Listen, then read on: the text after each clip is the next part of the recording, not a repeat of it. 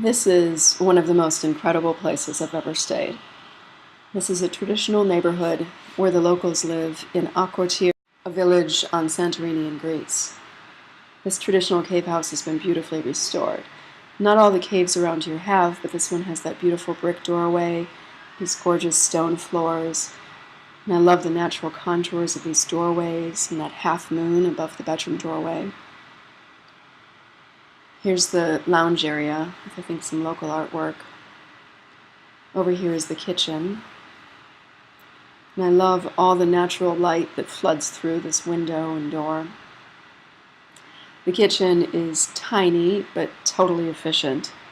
And it needs to be, because all of the shops and restaurants are a hike down to the village. This AirBnB is up in the hills, so it's quite a trek to get up here on foot. I love that, but most people rent scooters or cars or quads to get up here. The bedroom is one of the most glorious parts of this place, with its big arch and these built-in storage spaces. It feels like a chapel or a church sanctuary inside this room.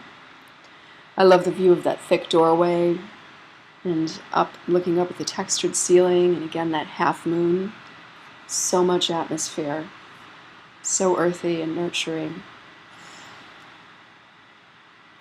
This bathroom I also loved. I love that bench that reminds me of the ancient Roman and Greek baths. The entire room is painted with waterproof paint or maybe skim stone, something that makes the whole bathroom waterproof. So now I'm showing you some stuff from my laptop camera, so it's very shaky. It's like Saving Private Ryan, but at least it's horizontal now. So here's a local man who's smiling and greeting me in Greek, very friendly, wonderful neighbor. You can see all the grapevines and lavender and flowers. These people have a great garden. Over here is a quiet outlook spot. Palm trees and a tiny traditional Greek church. That iconic white with the blue dome. It was closed during my 3 days here, but still cool to take in from the outside. And to imagine what it's like inside this tiny church. The cave and this church both made me think more about tiny houses and how they have all I could probably want to have in a living space. It's getting towards sunset now.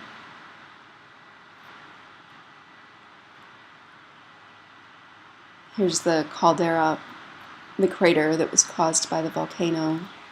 It's filled with seawater. Walking downhill toward the village, there's a Venetian castle built by invaders from Venice in the 11th century, I think. Most of it is crumbling majesty, but the tower was renovated by a woman and her husband. I thought it was really interesting that they don't own the whole castle, but they were able to restore a few rooms. Below the village is the ancient city of the Minoans that was covered in ash by the volcano. Absolutely astounding place. Below that ancient city is the sea and several restaurants run by fishermen right up on the port that overlooks Crete. My favorite was this one called The Waves, where the sea laps at your feet.